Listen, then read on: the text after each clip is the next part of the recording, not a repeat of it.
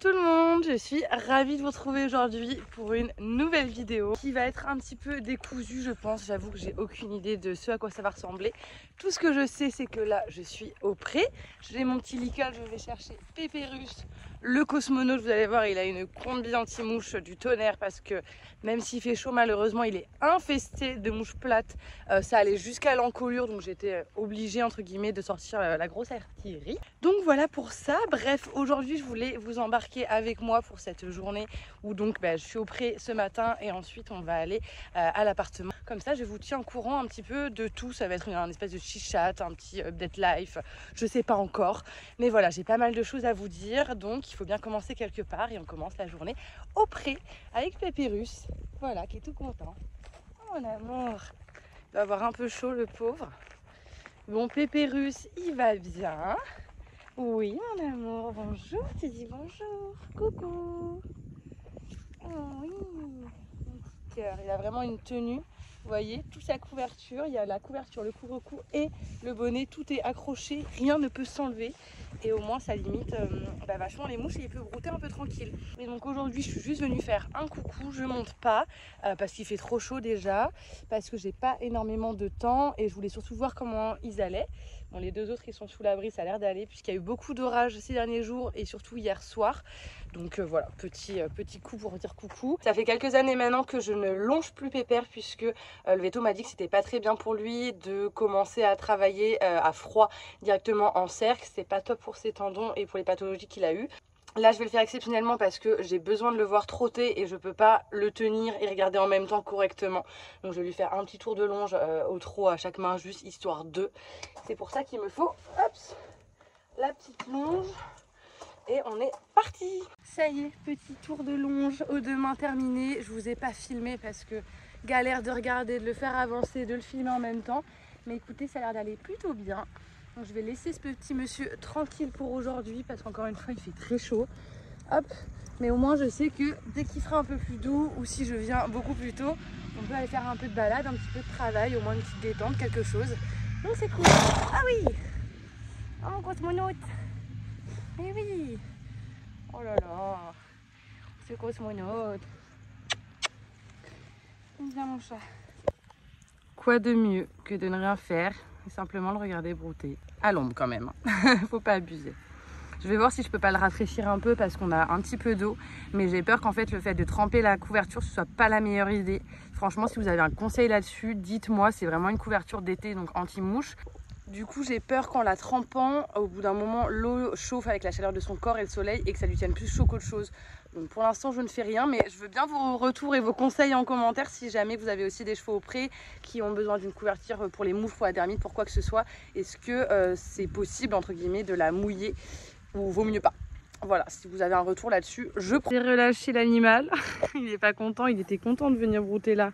Mais bon, t'es déjà assez gros. Et je pense qu'il y a assez d'herbe dans ce pré qui fait que pleuvoir et faire beau. Il va se rouler.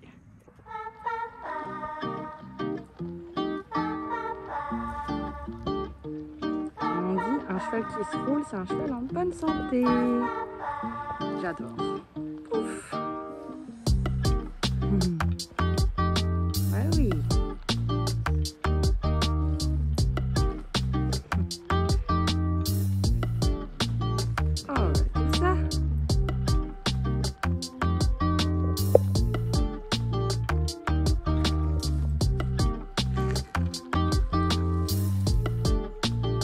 Allez, à demain mon petit cœur. Mon petit chat. Promis, demain, on sort. T'as envie de bouger, je pense, hein? Parce que c'est rare que tu sois à la porte. Normalement, quand je te lâche, tu t'en vas direct. Ouais. Et ben demain, bientôt, et on ira se balader, mon amour. Bon, et bien me voilà de retour à la maison. Je suis bien rentrée du pré. Je voulais profiter du fait d'être un petit peu posée et au frais puisque à la maison j'ai la clim. Ça va me manquer quand même quand j'irai dans l'appart. Pour vous parler un petit peu de ce que je vous ai teasé en début de vidéo par rapport à mon état de santé. Je vous rassure tout de suite, il n'y a rien de très grave. En tout cas, je crois pas. D'après ce que le médecin m'a dit, d'après ce que j'ai lu, c'est pas non plus dramatique. Mais c'est vrai que ça a un impact quand même assez gros. Et sur mon travail et sur tout le reste de ma vie. Je pense pense que vous n'êtes pas sans savoir, en tout cas pour ceux qui me suivent régulièrement sur tous mes réseaux. D'ailleurs j'ai eu plusieurs commentaires concernant cela, donc je sais bien que vous l'avez remarqué. Depuis maintenant un an, puisque c'était en août dernier que j'ai commencé à voir ça, j'ai les yeux qui sont énormes. Alors j'ai toujours eu les yeux globuleux, ça c'est pas nouveau, mais j'ai les yeux ce qu'on appelle exorbités en fait, qui sont complètement gonflés et qui sortent de l'orbite, qui sont beaucoup plus sortis, vous voyez, même de profil. Enfin je sais pas si ça se verra là évidemment, mais j'ai les yeux qui sont exorbités depuis un an maintenant. Et suite à ça j'ai été voir plusieurs spécialistes pour savoir ce qu'il en était, le pourquoi du comment, à savoir que c'est pas quelque chose qui me dérange à part esthétiquement, mais j'ai aucun problème de vue, j'ai pas de migraine ophtalmique, enfin en soi c'est vraiment que esthétique. Et c'est pour ça que j'ai pris le temps, j'y suis pas allée tout de suite en me disant oh c'est la fatigue, c'est la lumière, etc. Donc j'ai laissé passer l'été, donc j'ai pris rendez-vous seulement en novembre chez un ophtalmo, le temps d'avoir un rendez-vous, etc. Bref, je vais pas vous refaire tout le schéma, mais j'ai enfin eu mon diagnostic sur le pourquoi du comment. Le diagnostic est tombé il y a 2 semaines, 3 semaines. Juste entre les 2 semaines de la mode, je suis allée voir ce qu'on appelle une endocrinologue qui s'occupe de toutes les pathologies hormonales, donc diabète, thyroïde, etc. Et donc j'ai la maladie de Basedow qui est une hyperthyroïdie. En gros, si vous voulez, ici se trouve l'organe qu'on a tous, hommes et femmes, qui s'appelle la thyroïde. Et là pour réguler tout ce qui est hormonal et aussi tout ce qui est production d'anticorps, etc. Je pense qu'elle fait bien d'autres choses, mais je suis pas médecin, je vous dis à peu près ce que j'ai compris. M'en voulez pas, et sinon Google est votre ami au cas où. J'essaye de retranscrire au mieux. Pour vous expliquer, en gros, moi ma thyroïde, ce qui se passe c'est qu'elle fonctionne trop. Ça veut dire que en fait elle est toujours au taquet et je produis beaucoup trop d'anticorps, et surtout ça implique que tous mes organes, tout le reste de mon corps, il est à 200 tout le temps. Donc en fait je suis pas en tachycardie, mais vous voyez c'est comme si je fonctionnais à 200 tout le temps. Cette maladie là peut provoquer dans certains cas, qui est le mien, une exophtalmie, donc le fait que j'ai les yeux qui soient ressortis comme ça, puisqu'en fait ce sont les chairs derrière les yeux qui sont gonflées. En fait c'est pas mes yeux qui tombent ou quoi que ce soit, c'est que les chairs derrière sont gonflées, ce qui fait que l'œil il sort un petit peu de l'orbite quoi, je sais pas exactement encore une fois les termes, mais en gros c'est ce qui se passe. Évidemment j'ai d'autres symptômes, dont le fait que j'ai du mal à dormir énormément, je suis à 200 tout le temps. Après j'ai toujours été très active comme personne, donc ça m'a pas choquée, mais c'est vrai que j'ai beaucoup plus de mal maintenant à me poser, à rester calme, je me sens toujours un peu anxieuse, un peu stressée, qui sont d'ailleurs 2 facteurs qui n'améliorent pas la maladie de Basedow, parce que ça peut ou la déclencher, tout en sachant qu'il y a quand même une partie héréditaire sur cette maladie là, et aussi ça peut être déclenché, aggravé, accentué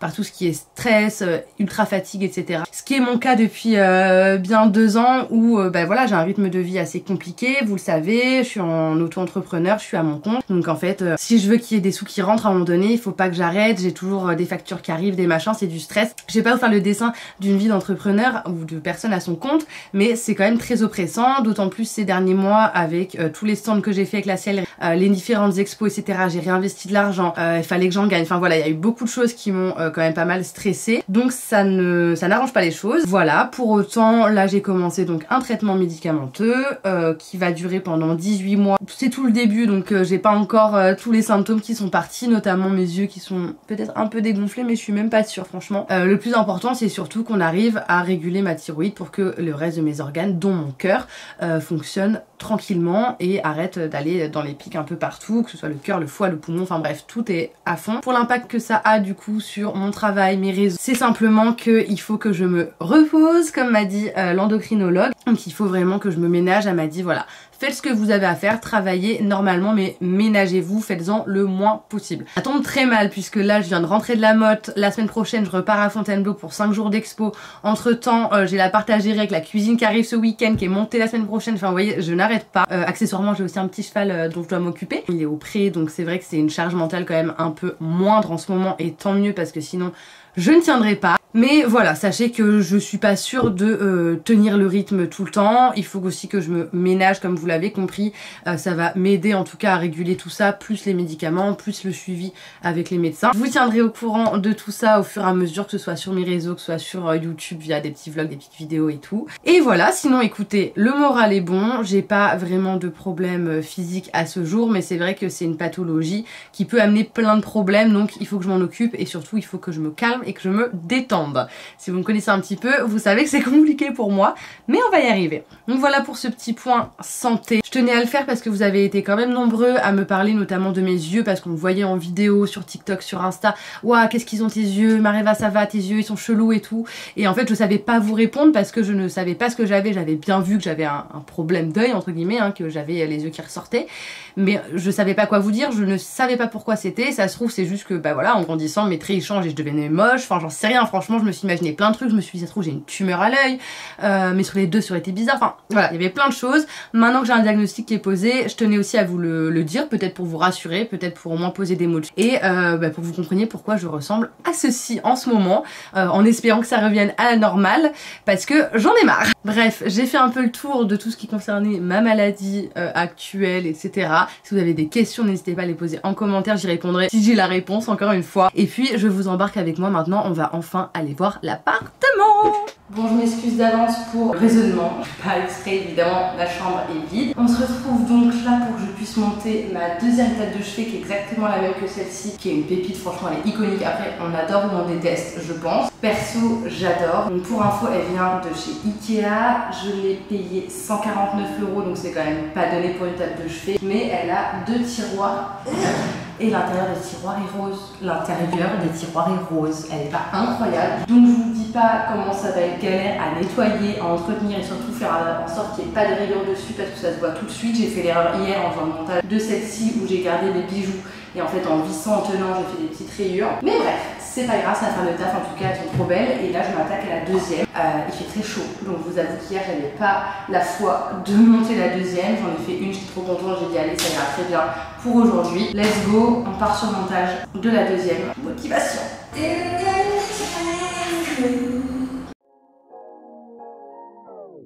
Your eyes tell me that you don't wanna leave just yet. No, my eyes agree. It's almost like when we first met. Oh, I don't care, it's getting too late. I want you and I can't wait. Don't wanna spend a minute without you. I know you feel the same. So come on, give me love. I'ma show you how to move with my body. Come get me with your touch and make me wanna say, damn. And yeah, you know what's up. Ain't nothing I won't do for your body. So give me all you got right now. I know I'm yours, baby. C'est enfin le moment le plus satisfaisant du montage. Quand enfin c'est terminé, il n'y a plus qu'à mettre les tiroirs et à enlever le film de protection. Et ça y est, un nouveau meuble de montée.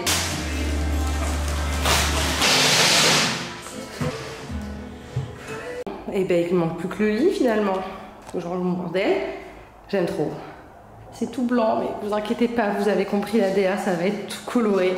J'ai posé quelques trucs là parce que j'ai pas pu m'empêcher, j'ai trop hâte. Ça va être trop mignon. J'adore. Franchement, je suis trop contente. Elles sont trop belles ces petites tables de chevet. Encore une fois, ça va être une galère à entretenir, je le sais, la moindre trace de doigt et tout, mais regardez, à l'intérieur c'est rose et là c'est... J'adore. Ça y est, mon meuble est fini d'être monté enfin et je vais enfin vous montrer le résultat des travaux donc, qui ont été faits par une équipe d'ouvriers tout simplement à qui on a fait appel. Je ne vais pas vous montrer tout dans le détail comme la première vidéo appartement tour simplement parce que en soi il n'y a pas grand chose de visible à part certaines pièces, donc je vais vous montrer. Le reste est vide et pas encore aménagé, donc je vais vous montrer en gros le nouveau sol, les peintures, voilà, mais je vais pas refaire le tour de l'appartement en entier. Si jamais vous voulez voir l'appartement de tour, je vous le mets dans le petit i. Il n'y a pas grand chose qu'à changer au niveau des murs, etc. Dans tous les cas, je vais vous montrer les différences aujourd'hui. Et puis après, on verra ensemble l'appartement de tour final dans quelques mois, je pense, le temps que j'aménage tout, que je peigne ce que je veux peindre, etc. On est parti, je vais vous montrer donc les gros changements qu'il y a eu suite au travail des ouvriers. Let's go. Premier, on a le sol, donc on a fait mettre du parquet. Avant, souvenez-vous, il y avait une espèce de lino et il y avait un autre parquet qui était vieux, abîmé, etc. Donc j'ai choisi ce parquet-là qui vient de chez Leroy Merlin, qui est ni trop chaud ni trop froid. Je voulais vraiment quelque chose d'assez sobre. Il paraît un peu plus foncé à la caméra, mais il est quand même plus clair. On a fait évidemment tout repeindre en blanc, donc bon, vous verrez pas la différence, mais il y avait des taches, c'était jaune. Tout a été repeint, tout. À droite, on a toujours la cuisine qui cette fois-ci est vide. J'ai pas changé le sol simplement parce qu'il était en bon état. Donc ça fait des frais en moins et ça me dérange pas, il est blanc classique. On a fait poser des prises à des endroits stratégiques puisque la cuisine arrive très bientôt. Donc il fallait que les prises soient posées au bon endroit. On a fermé complètement le conduit de gaz puisqu'on passe à l'électrique pour la plaque.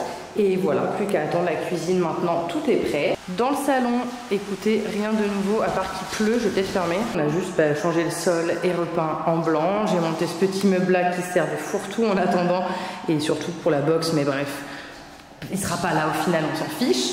Voilà, rien de nouveau ici dans l'espace en tout cas. Ici par contre, avant le placard se terminait à la longueur de la porte. On l'a fait agrandir un petit peu, donc en soi ça gêne pas du tout.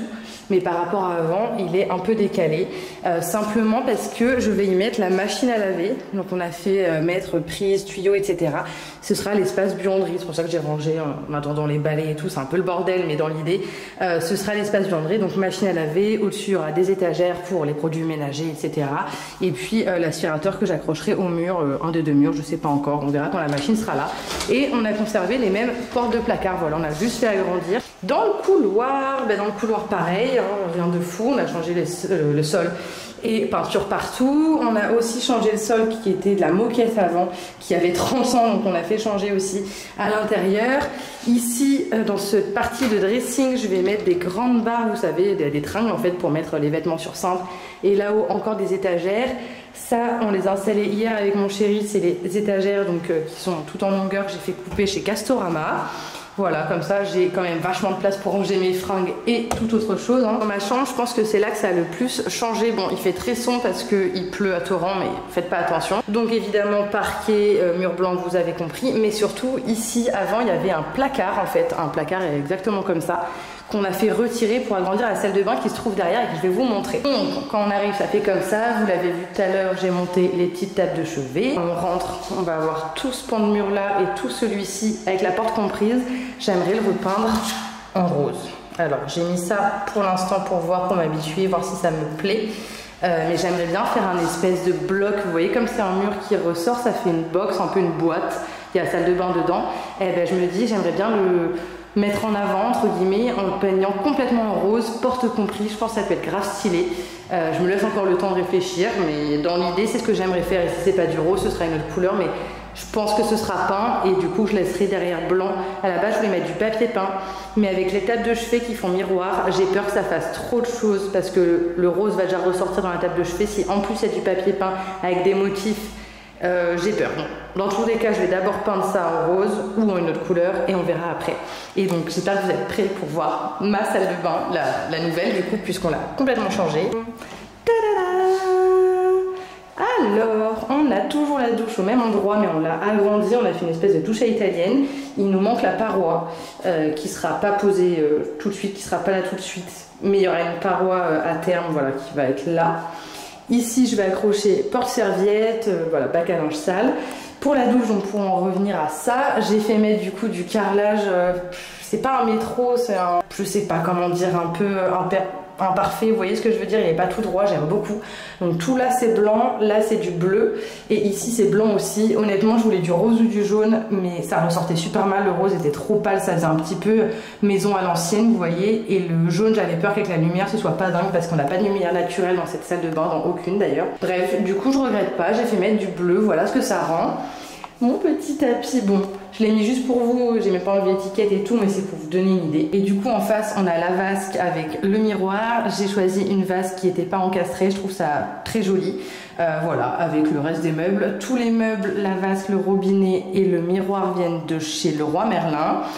J'ai rajouté une petite poubelle parce qu'il fallait bien une petite poubelle, donc j'ai pris blanc et bois, voilà, basique, ça vient de chez l'Incroyable, mais vous en trouvez partout. Et du coup ici avant c'était le placard en fait qu'on avait accès de l'autre côté, et comme on l'a fait enlever, on a plus de place, beaucoup plus de place, vous voyez, parce que là je peux mettre plein de choses. Comme vous voyez là il y a du bordel, encore du bordel et du bordel, mais dans l'idée je peux mettre vraiment plein de choses, c'est assez profond. J'ai tous les tiroirs en bas aussi pour mettre des affaires, des serviettes de rechange, des produits, enfin bref, je suis vraiment assez gâtée en termes d'espace. Ici donc on a remis le même carrelage qui se trouve là.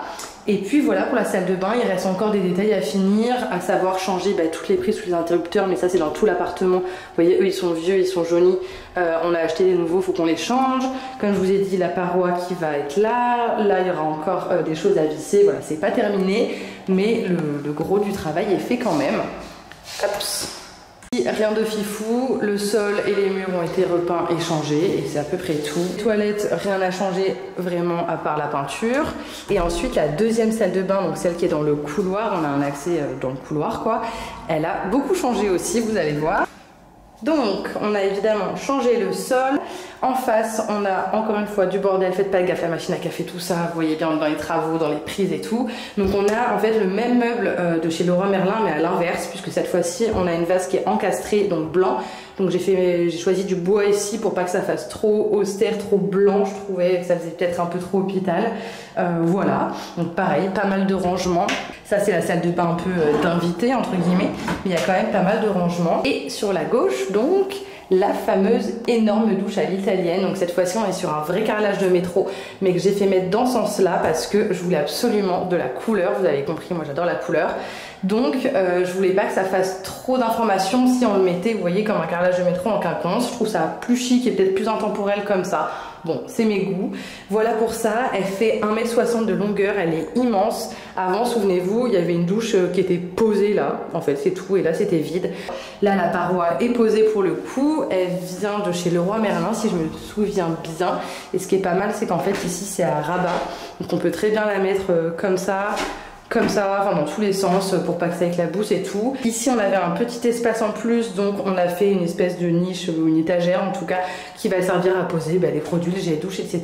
Ça c'est le porte-serviette qu'on va fixer juste ici, parce que c'est quand même assez loin du pommeau de douche, donc je pense que ça va pas éclabousser et c'est le seul endroit assez pratique puisque là vous voyez il y a le chauffage, donc je peux pas poser les serviettes là.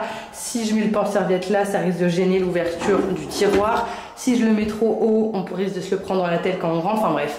Donc on a trouvé cette idée là de le mettre en face. Bon voilà, c'est un détail. La dernière pièce qui est le futur bureau et chambre d'amis qui ressemble à ça, encore une fois, on a juste fait sol, peinture et voilà. Dit juste sol, peinture, c'est un peu plus compliqué que ça en réalité puisqu'il a fallu déjà enlever tout ce qui avait été fait. Il a fallu reboucher tous les trous. Ils ont aussi remis des toiles sur le plafond puisqu'il y avait pas mal de fissures, donc on a profité pour faire propre. L'ajout des plaintes, des demi-ronds, des seuils de porte, tout ça qu'ils n'avaient pas avant puisque les anciens locataires, etc. n'avaient pas posé de demi-rond sur le parquet, donc ça faisait vraiment une coupure nette.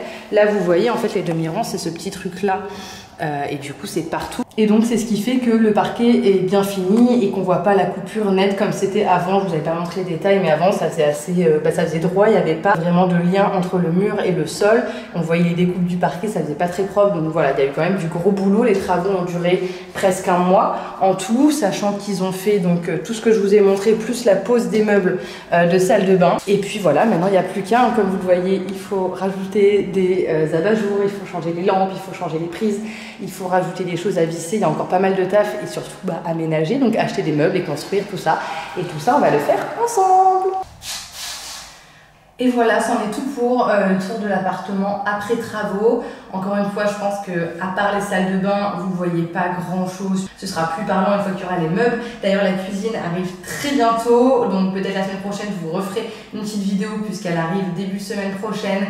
Les monteurs viennent, etc. Donc j'ai trop hâte, ça va vraiment donner enfin vie à cet appartement. Entre temps, j'ai d'autres meubles qui arrivent. Enfin voilà, ça va aller assez vite et en même temps, ça me paraît immensément long. Mais bref, très contente de partager ça avec vous en tout cas. Et je vous laisse ici pour cette vidéo. Je pense qu'on a fait à peu près le tour, pépère, la santé, l'appartement. Je pense qu'on est à jour maintenant. Comme d'habitude, n'hésitez pas à vous abonner, à mettre un petit pouce, à mettre un petit commentaire si vous savez pas quoi mettre, un petit emoji, quelque chose. Ça me soutient énormément et ça fait toujours plaisir. En attendant, je vous fais des très gros bisous. Je vous dis à très bientôt pour une nouvelle vidéo. Bisous!